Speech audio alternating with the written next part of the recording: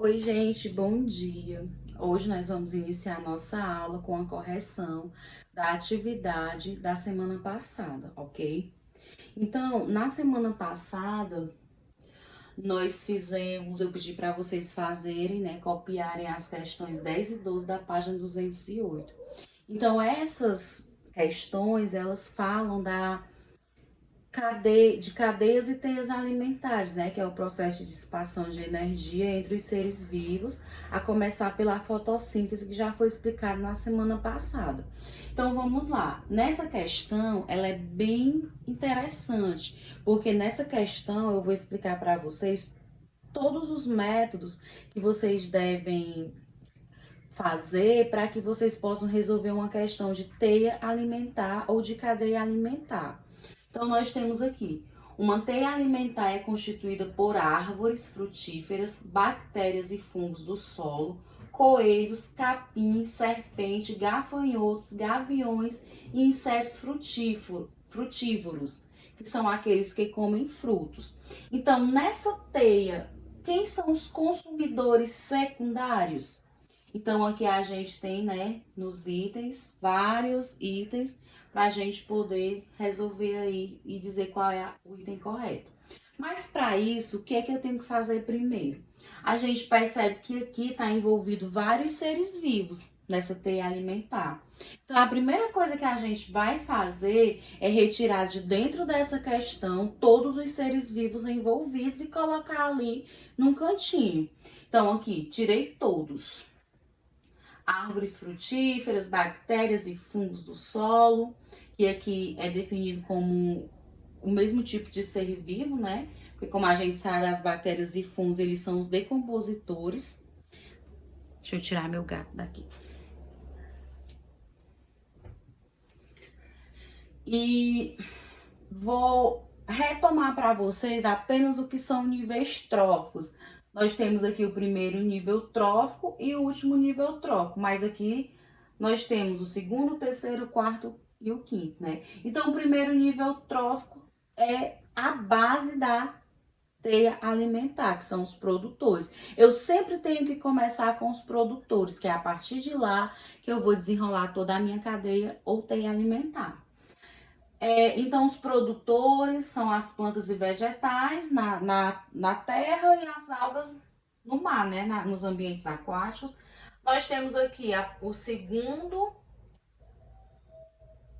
do segundo ao quarto nível trófico, né? Que são os consumidores. Os consumidores primários, eles são animais herbívoros. Por que eles são animais herbívoros? Porque eles se alimentam dos produtores, se alimentam de plantas e vegetais. Aí eu tenho os consumidores secundários, terciários e quaternários, que vão ser desenrolados no decorrer da teia alimentar. E eles são carnívoros, ou seja, eles se alimentam de outros tipos de outros seres vivos. E para a gente finalizar, e não menos importante, o último nível trófico, que são os decompositores, que são os fungos e as bactérias que se alimentam de todo mundo. Aí vamos lá, coloquei aqui as frutas, né, as plantas frutíferas, os insetos frutívoros, os gaviões, né, tem uma... Coloquei aqui os gaviões da FIEG do meu time, né? Só para dar aquela lembradinha. Os gafanhotos, o capim, o coelho e as serpentes. Esses indivíduos aqui que estão envolvidos nessa teia alimentar, eles vão fazer parte de qual nível trófico? Então, a gente começa por quem? Pelos produtores, que são as plantas frutíferas e o capim. Então, a partir daqui, a gente vai sabendo quem é quem. Então, se eu sei quem são os produtores, o resto eu desenrolo. Quem se alimentar dos produtores vai ser consumidor primário, quem se alimentar do consumidor primário vai ser consumidor secundário e assim sucessivamente. E a nossa pergunta é: nessa teia, quem são os consumidores secundários? Ou seja, os consumidores secundários são aqueles animais que se alimentam de consumidores primários. Então vamos lá, começando. As plantas, as árvores frutíferas, servem de alimento para os insetos frutívoros, certo? O outro produtor, o capim, vai servir de alimento para o gafanhoto e para o coelho. Ambos se alimentam de capim. Então, tanto o gafanhoto como o coelho são consumidores primários, porque eles se alimentam dos produtores. O coelho vai servir de alimento para as serpentes e a serpente vai servir de alimento para os gaviões. Então, vamos lá. Produtor, consumidores primários. A cobra, ao se alimentar do coelho, vai ser uma consumidora secundária. E o gavião, ao se alimentar da cobra, vai ser consumidor terciário. Só que o gavião também se alimenta do coelho. Então, o coelho, por ser primário, o gavião, ao se alimentar do coelho, ele vai ser um consumidor secundário. Então, e os fungos e as bactérias se alimentam de todo mundo, né? Que são os decompositores. Então, para responder a nossa questão, nessa teia, quem são os consumidores secundários? Né? Então, os consumidores secundários são as serpentes e os gaviões. Porque naquela teia, nessa teia, eles se alimentam do consumidor primário, que é o coelho. Ok? Vamos para a próxima. Ao avaliar os custos de engorda de duas espécies de herbívoro, um fazendeiro descobriu que, com os mesmos tipos e quantidades de alimento, os representantes de uma das espécies ganhavam mais biomassa ao mesmo tempo. Os parâmetros em questão referem-se a que conceito? Aqui a gente vai falar de produtividade, certo? Então, o que é a produtividade? Então, a produtividade é a quantidade de energia que vai repassar de um nível trófico para o outro, ok? Então, essa produtividade, existem dois tipos de produtividade, a primária e a secundária. Quando é que a produtividade ela é primária?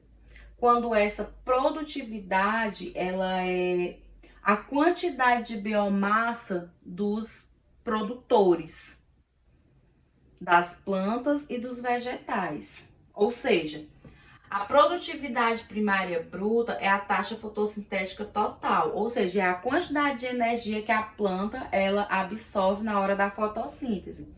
E a produtividade primária líquida, ela vai ser a quantidade de energia que vai sobrar dessa fotossíntese depois que a planta fizer o seu processo de respiração, né? Que fazer todos os procedimentos para suas atividades vitais. Ou seja, a produtividade primária líquida é o que vai sobrar nas folhas das plantas, é a quantidade de energia que vai sobrar nas folhas das plantas para o animal herbívoro quando ele for se alimentar. E a produtividade secundária a produtividade secundária bruta vai ser a quantidade de energia que o animal herbívoro vai absorver ao se alimentar da planta, e a produtividade secundária líquida é o que vai sobrar depois que ele fizer suas atividades vitais, e é aquela quantidade que vai sobrar para o próximo nível trófico, né? Para o animal, para o consumidor secundário, quando ele for se alimentar desse consumidor primário, ok? Então, aqui, a produtividade primária bruta, no caso da primária, é a matéria orgânica produzida pela fotossíntese, e vai haver um consumo durante a respiração, e o que sobrar vai ser produtividade primária líquida, e assim vai acontecer com a secundária. Então, o que é que a gente está vendo aqui, ó? Ao avaliar os custos de engorda de duas espécies de herbívoro, se ele está avaliando a produtividade dos herbívoros, significa que ele está avaliando de um animal que ele é consumidor primário, ou seja, ele se alimenta de plantas e vegetais. Então, quando a gente está avaliando de um ser vivo, de um animal, a produtividade ela vai ser secundária, certo? Aí ele diz que descobriu que com os mesmos tipos de quantidade de alimento, os representantes de uma das espécies ganhavam mais biomassa ao mesmo tempo. Então, se ele ganha mais biomassa ao mesmo tempo, e esse animal é herbívoro, a produtividade vai ser secundária. Como nós estamos falando de biomassa, vai ser produtividade secundária líquida.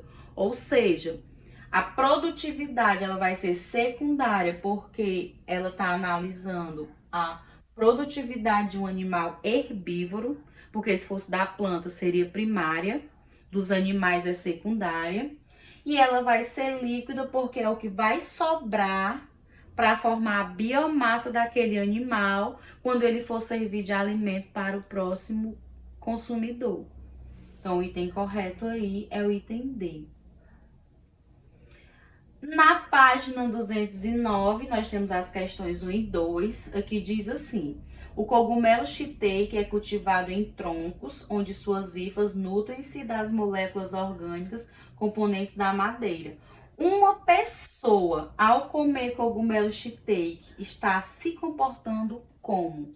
Aí, o que eu disse para vocês? A gente tira todos os seres vivos envolvidos na situação, que é o cogumelo, troncos de árvores e o ser humano. São só 3 envolvidos.